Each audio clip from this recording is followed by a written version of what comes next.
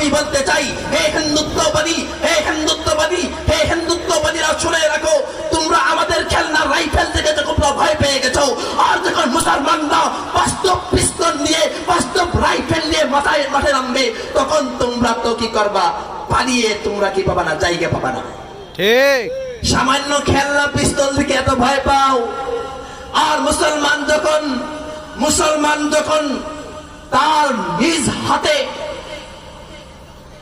বাস্তব রাইফেল হাতে নিবে, তখন তোমাদের দৌড় কূদ পর্যন্ত যাবে। মুহতারাম হাজিরিন, এটাই আমার আলোচ্য বিষয়, বুঝার বিষয়।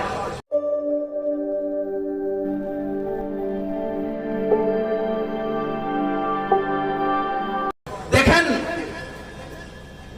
আজকে মুহতারাম হাজিরিন, এই জন্য আজকে সারা